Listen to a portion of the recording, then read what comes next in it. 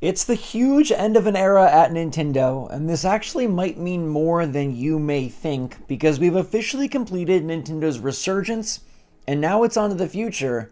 Will Nintendo be the Nintendo that we want them to be, or will they be the Nintendo that they want to be? What's going on, everybody? It's Zach from SwitchForce. Welcome back to myself. Sorry that I've been gone for a while here. Been extra busy. We had some stuff going on, and so I haven't been able to make videos, but we are back on track and should be going forward now for the foreseeable future. But basically, Doug Bowser has announced his retirement, and you might think this is just corporate shuffling, but I think it actually has more in store, and it means something when you look at what else they did besides just replace the president of Nintendo of America, because they also added a separate CEO. Now, let me know in the comments down below if you enjoyed Doug Bowser's time specifically, because Dougie B, he was Bowser, and that's just too perfect for Nintendo. He was following on the heels of Reggie Fils-Aimé.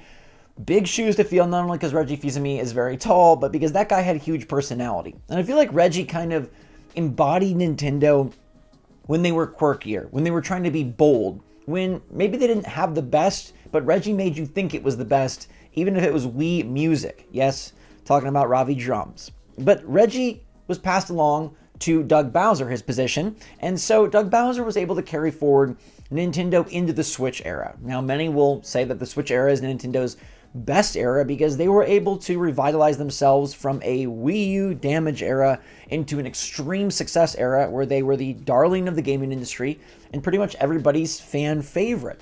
Doug Bowser was responsible for at least a part of that as the president and CEO of Nintendo of America, although we know that Nintendo is mostly run by their Japanese counterparts. And remember that when we talk about the CEO that they've installed. So I think Doug Bowser did a very good job, and personally, I'm sad to see him go. I don't think he's really like that old. He's retiring, which is great for him, but hey, I would have liked to see him continue. I think it's perfect timing because they made the transition to Switch 2 successfully. And that tells you that Nintendo believes they really did it. I bet Doug Bowser was tasked with completing the transition and then he could retire. He's going to be out December 31st, 2025, and starting January 1st, 2026, they will have a new president at Nintendo of America, which, while it's not Nintendo of Japan, it's huge because it's their biggest selling area. Nintendo of America is a very important place, and even though we don't have as much front-facing executive work for them to do as we did back in the E3 era, where Reggie would get up there and hold up the controller or hold up the Wiimote and talk for a long time, I do miss those days. Doug Bowser was relevant. He did make appearances. He showed up at directs, and he said stuff like, Mario Kart World, we'll prove to you why it's $80. Didn't end up doing that, and I'd say that was one of his lowest points. But the Switch era in general was a huge high point for Dougie B, and I gotta give the guy his props. I think he did a great job, and I do think that Nintendo has achieved extreme success in the modern era, and that has allowed them to maybe get a little bit more greedy. Now, what do you think about this? Because Nintendo's new president at Nintendo America is going to be Devon Pritchard. Now, this is interesting because she is the first female president for Nintendo, which is pretty darn cool. She has worked at the company for over 15 years. She's worked a variety of roles, and she is going to be the president. But she's not going to be the CEO. Now, Doug Bowser says she is an exceptional leader. Her promotion is a testament to her strong performance and strategic contributions to the company's growth. I have full confidence that she will guide the company to even greater heights. And I do wonder if these moves are taking Nintendo from more of a personality-driven leadership to a results, success, money-making driven leadership. Now, I could be wrong on this, but Nintendo is now in a place where they can make money. And I feel like with Furukawa, his era has really embodied a business sense of Nintendo that maybe didn't exist previously. And I think that's part of the reason why we have a strong Switch 2. A Switch 2 that has technological, not parity, but as close as Nintendo has been in many generations. And it kind of returns Nintendo to that place early on in the gaming industry where they're kind of at the forefront. They're at the forefront with this hybrid console idea, and now they're able to run games like Resident Evil Requiem, and it looks really good. New footage came out, and that game's running like a charm. We got 60 FPS up in here, we got a great screen, and Nintendo is putting forth an expensive, technologically proficient system that also still has amazing Nintendo IP. And that's something that Pritchard said. She talked about how, continuing to please Nintendo fans and continuing the legacy of IP. And I think this move shows that Nintendo will double down on what they're doing currently. And I think that they will continue to hammer their main franchises and continue to deliver top tier titles. I don't think this is a drop off in quality in any way, nor do I think you should expect anything negative, but let me bring up the sort of surprise part of this, which is that Satoru Shibata will be Nintendo of America's CEO. Now, what's really weird here is Doug Bowser was both president and CEO. He held both roles, one dude. Devon Pritchard is going to be the president, which I think is going to be a more front-facing role, and Shibata is going to be more of the company role as CEO of Nintendo of America. Now, this is interesting to me because Satoru Shibata is a man from Nintendo of Japan. He is currently the managing executive officer at Nintendo Company in Japan. He's also worked as the head of Nintendo Australia and Nintendo Europe. He is a big dog in the Nintendo ecosystem, and I think that he is going to be bringing more of that Japanese leadership to the global efforts of Nintendo. Now, what might that mean going forward? I think that's going to mean more business savvy. I believe that Furukawa put Shibata in place here to drive the business forward in ways that they've done lately that no real leader of Nintendo has done before.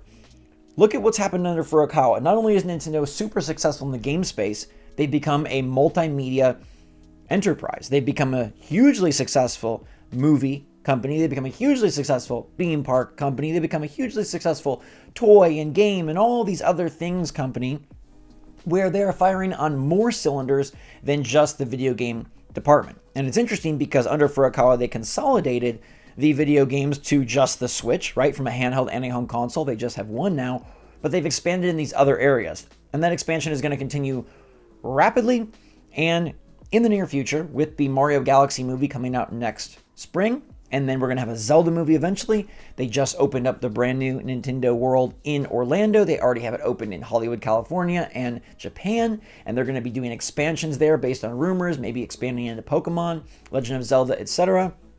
Nintendo is more than just a video game company at this point. And I think that's why Shibata is being installed here to continue to drive profits and drive business decisions. Now, obviously, Pritchard will have business decisions to make as well, and I'm sure she'll have a very large role at the company, and hopefully you'll be able to guide it in a very cool and, her own unique way. But I do think Nintendo is becoming even more led by Nintendo of Japan, and I don't think there's any, good, bad that's going to directly impact us, at least in the short term. I don't think it means, less exclusives or more Mario, but less Link, nothing like that.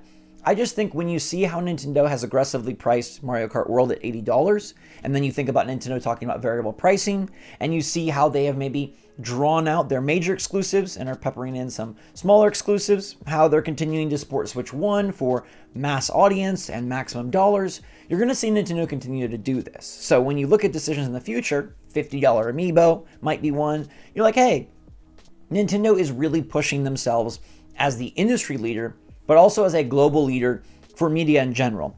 And some of their decisions might start to become more business oriented. And I don't think that means that they hurt the fans or that they don't care about the fans, but I do think we're going to see the $80 game return. I do think we're going to see a Switch 2 price increase at some point, and I don't think that's necessarily their desire, but because of tariffs and because of Xbox going up, PlayStation going up, come 2026, you might see a new Nintendo Switch 2 price that is higher than what we're having right now. And I think Nintendo will be a little bit more cutthroat in terms of how they conduct their business. And I do think that, we're going to see Pritchard show up maybe in a direct. You won't see Shibata show up in a direct, but I do think Shibata is going to be having an influence. And I think this is Furukawa extending his control, which, has been good. It's led to a lot of success for Nintendo, so I can't say anything bad about it.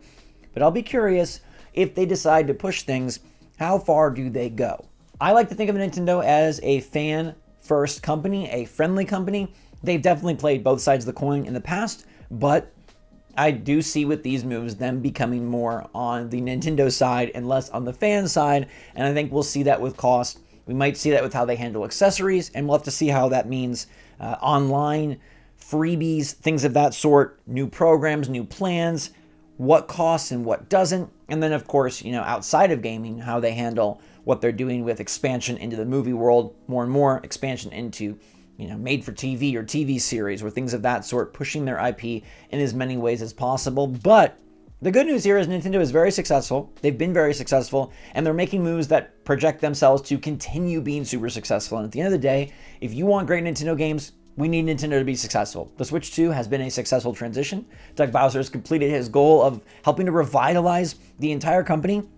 He took the reins from a very legendary man in Reggie Fils-Aimé, and he managed to do quite a good job. Maybe not as notable, but dare I say more successful. Nintendo is enjoying their greatest era ever, I think, and that seems to be continuing with great third-party support, super strong early exclusives, and sales that are unmatched. So let me know what you think in the comments down below about not only Doug Bowser leaving, any good memories you have of him, but how do you feel about Nintendo's new strategy of having a separate CEO who has ties to Nintendo Japan, who's led Nintendo Australia and Europe, and is clearly bringing some influence with him towards our shores? Let me know in the comments down below, everybody. Until next time, thanks so much for watching. Stay safe, stay healthy, stay happy, stay positive out there. Love you all lots. SwitchForce